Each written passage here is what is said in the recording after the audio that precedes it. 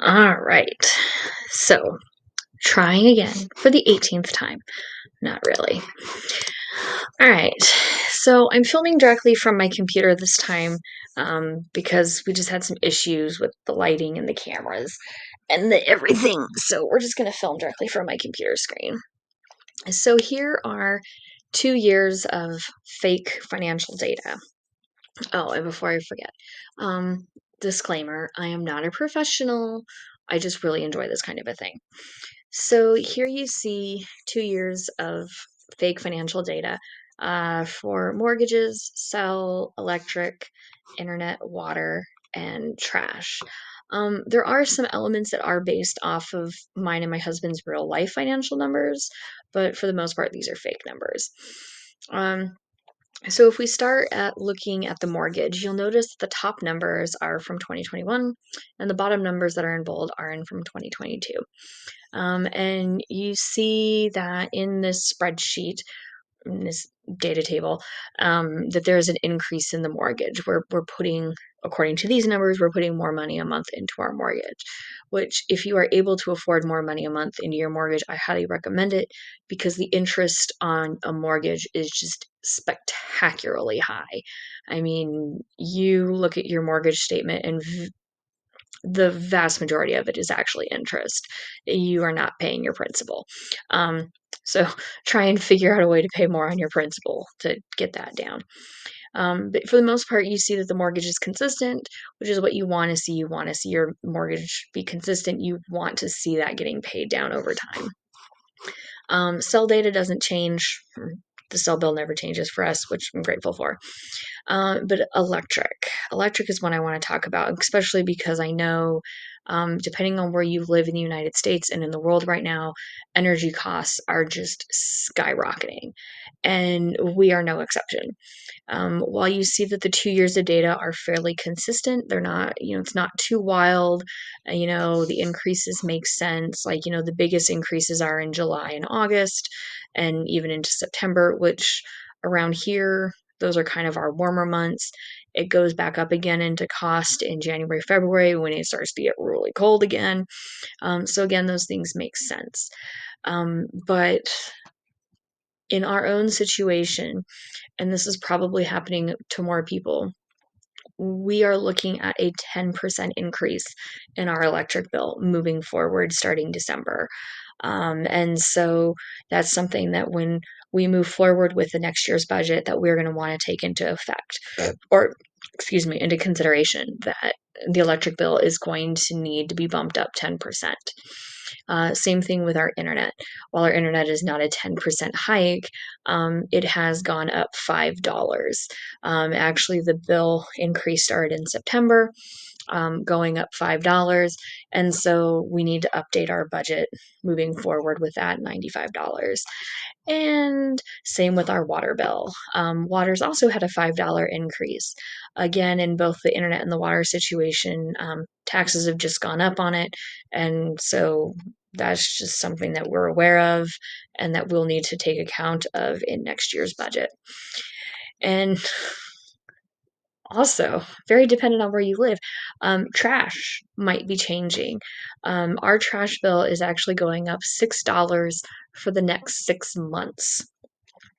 They had to close a recycling plant nearby and upgrade its equipment so that it can be more efficient at recycling. And so it's going to be closed for 6 months, which means our recycling has to be taken further away and be processed elsewhere. And so for 6 months, we're looking at a rate increase. And we'll talk about that again when we get to the budget section.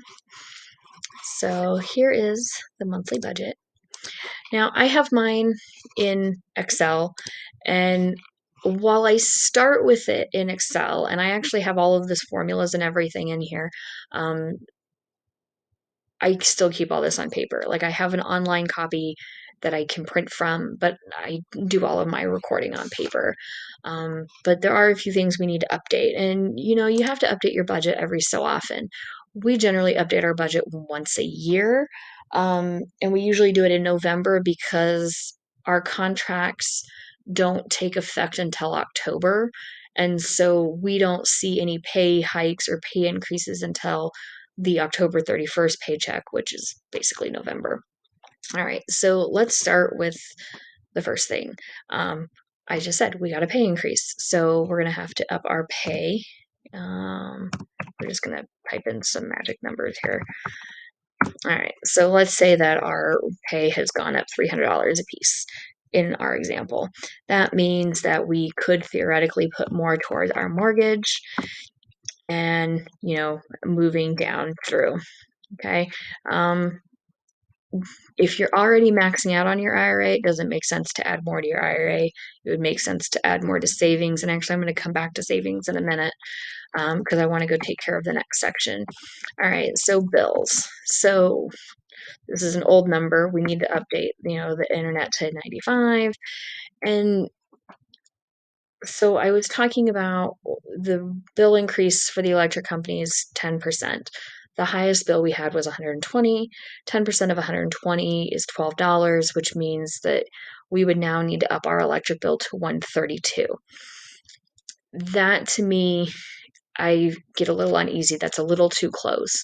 So my high estimate for the electric bill was 130. I'm going to take 10% of 130. So that would put me at 143. Yeah, 143. But I don't like uneven numbers, so I would actually put it up at 145. And I understand that that's not an uneven number because 145 is an uneven number, but I like fives and zeros. I don't like threes, fives and zeros. Same thing with water. We're going to up that to 95. And even though trash is going to see a $6 increase, it's going to be temporary. And trash only comes out once every 4 months. And I also overestimate all of my bills, and my trash bill is never $140. So I'm just going to leave that one alone. I do want to come down here, though, to a couple of expenses.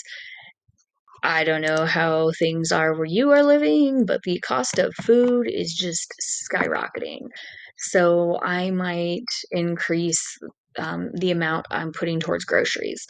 If you don't want to increase the amount you're putting towards groceries, that's totally fine. I definitely recommend meal planning or shopping in bulk or something because groceries are getting to be pretty expensive. Which leads me to the next thing, dog food.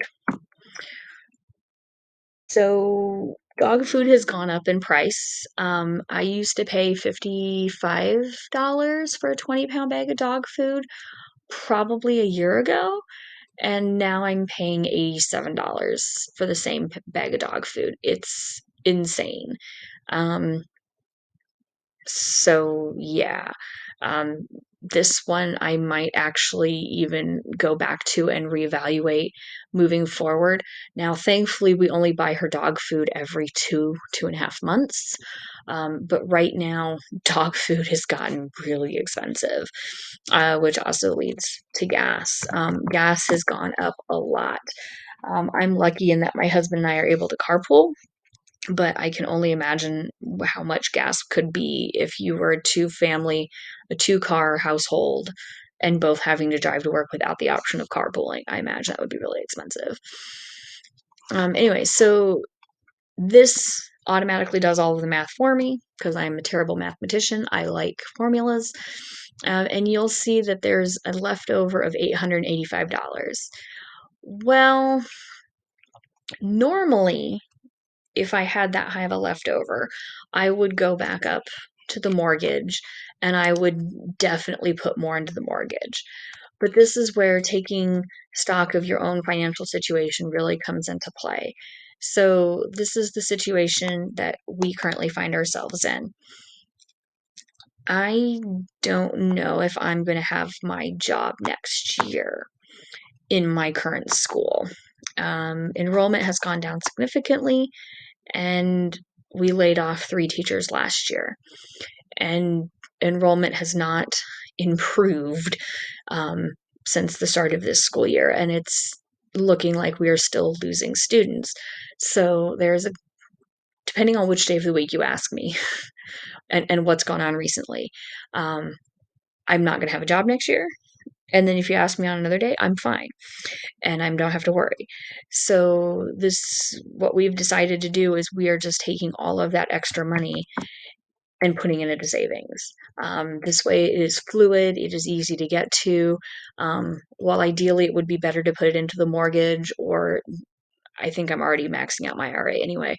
Um, the reality is we don't know what's going to happen in June. And so we're just putting it all into savings, which is totally fine. If it works out and I don't have to move to a new school, then I can just take that chunk of money from savings and put it towards our mortgage. But this is where, looking at your financial situation, look at what's going on, really comes into play. I had a coworker a couple years ago who her and her husband decided that she wanted to take 2 years off from teaching to be home with their son. And so 2 years before they decided to get pregnant, they sat down and they made a plan. And they're like, well, in order for us to afford this, we need to have this much money saved aside. And so, really looking at what your financial situation is and where you want to be in a year or 2 years really comes in handy for these things. So, that's kind of our situation right now. Don't know what's going to happen in a few months. Depends on the day of the week.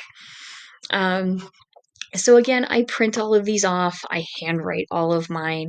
I do keep them from year to year, and actually in January, after New Year's, I empty out the old binder and put the new stuff into the new binder with all of the new budget sheets that I've made. And so in January, I will print this off with numbers that match us and our financial situation, and stick it into our new binder. Um, but yeah, I'm gonna try and figure out how to put these all into my Google website so that I can make these so people can print them off. Um, yeah, I think that's everything. Thank you. Have a wonderful day.